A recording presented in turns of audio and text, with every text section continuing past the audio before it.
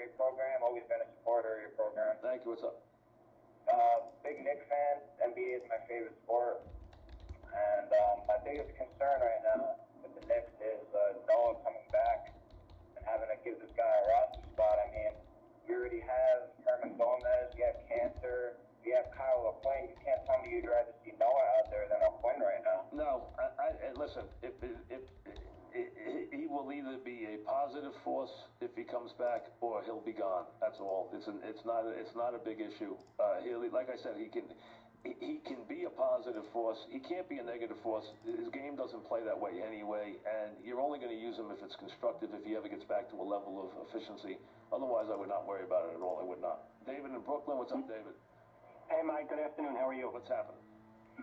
Mike, it's nice to see that Kristaps is stepping up. The Knicks challenged him by shipping Melo out, challenged him to put the team on his back. All they had to do was get the selfish players off the floor and let the kid play, and you've seen the result. But isn't it unbelievable, Mike, that Melo left the Nuggets, and the year after he leaves, they're good, and once again, you're seeing the same thing happen here in New York with the Knicks? That team wasn't Carmelo's fault. It really wasn't. You know what? They should have never brought him back. They brought him back. He wasn't happy. He was feuding. It was Phil Jackson's fault. It was not Carmelo's fault. That's the guy you want to blame. He created that mess. Carmelo, you don't hear a word out of him now on the team he's on right now. It's not his fault. It's not on him. It was just he doesn't fit with Porzingis. That's all. They don't fit together. They don't. Right. And Porzingis was never going to challenge him. He wasn't at a place in his career yet to challenge him. And he got very frustrated by it, and rightly so, because the bigger detriment was Rose, because Rose had the ball, and you could live with Carmelo. You couldn't live with Rose, because Rose was trying so hard to get another contract that he was so worried about his stats every night and so worried about his offense while doing nothing else and taking bad shots and taking crazy drives. And, so from that standpoint, it was even worse that you compounded it with Rose. Now you have him. It's his team. And what I like is, listen, I think everyone is coming around to the fact of how good Porzingis is. I think they had a lot of doubters, but they're all coming around to the fact. All right, fine. Mike, I had a quick question for you. The part is what Thomas is doing and what McDermott is doing. And Hornacek defining roles for these guys. That's the positive stuff you're seeing here. And the rookie playing better and figuring it out. I'd like to see him go to basket a lot more, but he's starting to get it a little bit. And that stuff is the positive stuff. Go ahead now. What do you want? Something they mentioned in your monologue, you said about the Jets looking for a quarterback. Does that mean they've given up on Hackenberg and he's totally not the answer of the future? No, the Jets are going to be in search of a quarterback until they find him. And do I believe I think in their heart of hearts they know he's not on the roster. I think they're smart enough to know he's not on the roster. You're going to see those guys late in the season unless the Jets somehow amazingly compete for a playoff spot. If that doesn't happen, McCown will move aside in the last couple of games of the season and they'll play the kids. But I think when they do that, you'll see what we already know, and that is that the future player or the future leader of the team is not on the roster. Tim in Connecticut, what's up, Tim? Yeah, Mike, how you doing? Two quick questions for you, if I may. Number one, were you interviewed for the 30 for 30 with Parcells and Belichick? No. Oh, you weren't? I don't do interviews I for just saw the trailer for you. I don't do ESPN. I don't do anything for ESPN. That's why that was a one-time thing. ESPN and I don't have a relationship. All right. And then, so they didn't even, because I know you were really close to Parcells. I don't do anything for them. Yeah? I don't do anything with them. Nothing. And then number two, are you going to have Francesa again this year? We haven't decided yet. We'll make a decision later on. There's a good chance, but I don't know yet. Jamie in Hampton Bays, what's up, Jamie? Hi, Mike. I got something a little crazy. I thought it was funny at first. I just had this idea. But honestly, even though I know they'll never do it, I'm pretty sure it would work. Next Yankee manager, Joe Torre. Joe's Jamie. He's been there, done that. Joe Torre is not a young man anymore. The idea of him being the manager makes no sense. So it makes really so far past no sense. Joe's been there. He's done that. He's at a different stage of his life. He would not want any part of that travel or anything else. Greg in Franklin Square. What's up, Greg? Yeah, Mike, I'll have whatever that guy's having. Well, listen, so, you never know what people are just, they come up with some wild thoughts, that's all, Yeah, good luck in the future. Wherever you go, I'm going too. Thank you. My question is on the Jets. If you're not going to get one of these top picks and you don't want to fleece the future, what do you think about Baker Mayfield? Like, the guy shows up in big games, like he looks like a leader, like his team rallies around him. The only thing is the spread quarterbacks are a little iffy. Now, he's going to get a lot of attention the rest of this year, and we'll see exactly how high the NFL thinks of him as far. He's going to be very productive. We know that. The question is what they think about his skill set for the NFL. Remember, it's a very different game they play, especially the game he plays. I mean, in that system, you have to be very cognizant of that with these guys. But listen, he's a highly productive college player. That is a fact. Tim in Morristown, what's up, Tim? Yeah, hi, Mike. A while back, I agree with you about Franklin, how crazy he was to ice the kicker up 50-something nothing and try to preserve the shutout. And I thought karma was going to come back to haunt him in the last 2 weeks. Obviously, it has. But how much do you blame these last two losses on the head coach, the offensive coordinator, and the defensive coordinator? Because in each loss, it seems like the offensive play calling was awful. The defense let them right down the field in the Ohio State game. And then you had a penalty on the defense, which led to the game-winning field goal for Michigan State.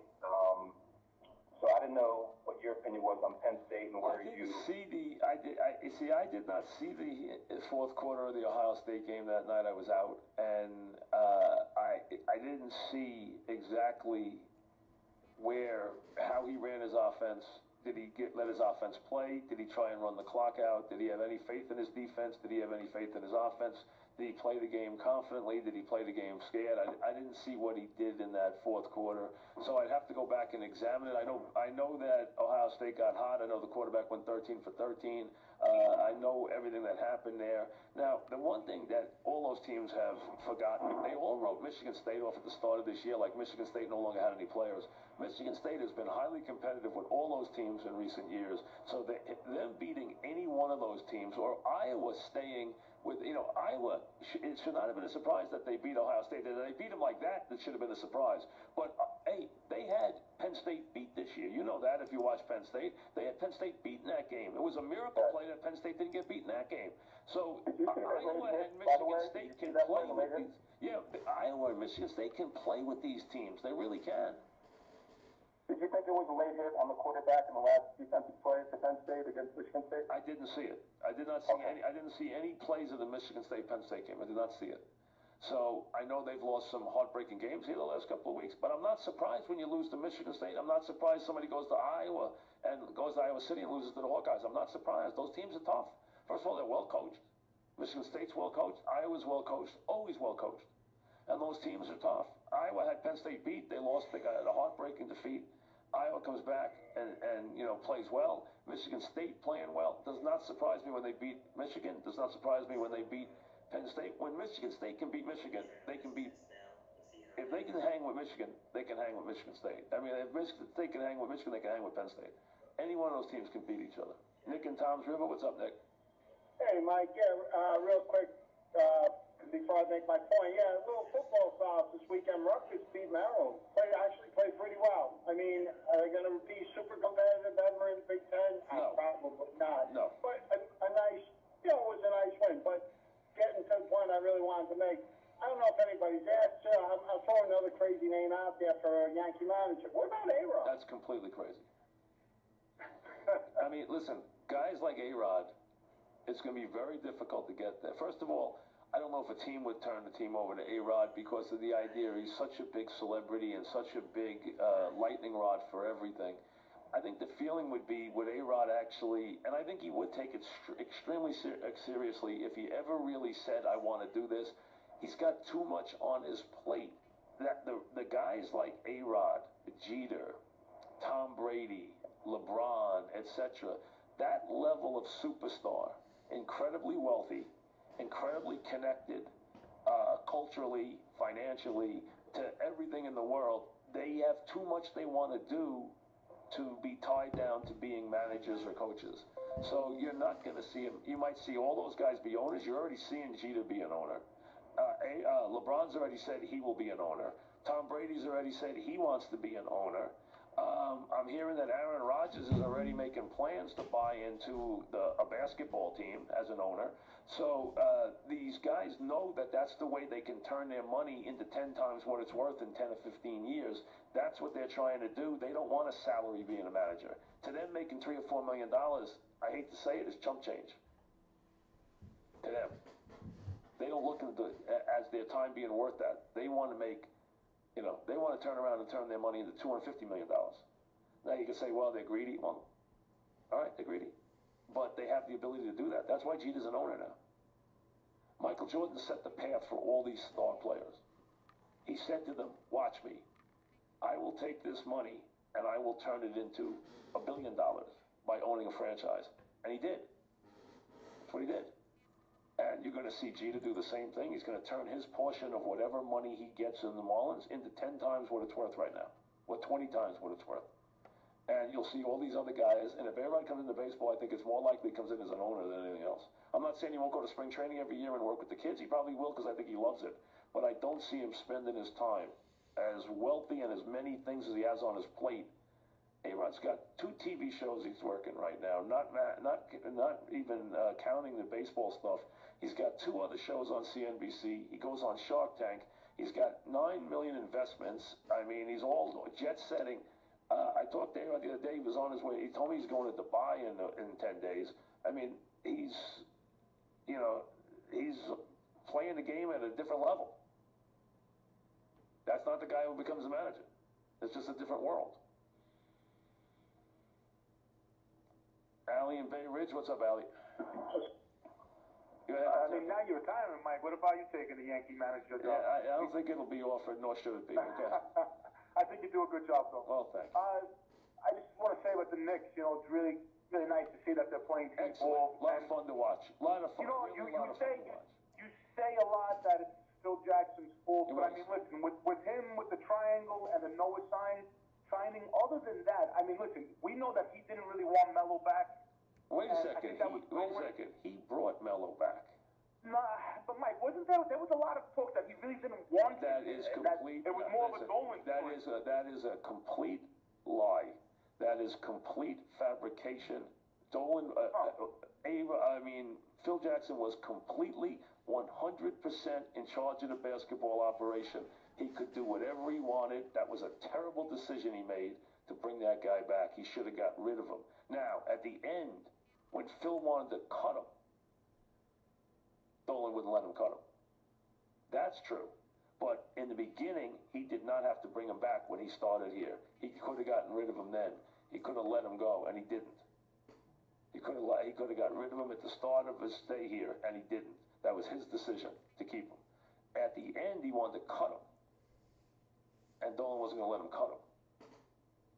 So from that standpoint, if that's your point, that's correct. But that's at the end. The die's already been cast at that point. Phil was on his way out the door. But to say that in the beginning, Dolan pressured him into staying here, not true. That's not fair. That's not true. Gary and Clifton, what's up, Gary? Hey, Mike, that's what I was going to say. The Knicks are really happy to get rid of this guy. Anywhere he goes, the team fails. Look at what happened to the Thunder. Anybody that was giving them a shot with Paul George, Westbrook, who's a great player, and Carmelo, they lost to the 1A teams. You guys have. He's the most overrated player. You guys spend too much time worrying about Carmelo. You really do. I mean, I'm being honest with you. You spend way too much time worrying about him. Yeah, but he was never going to win with the Knicks. And that's the bottom line. He never had a team but he never had a team that was going to win. I mean, it wasn't. What about when they won 54 games? They still weren't a championship team. They're in the East with LeBron James.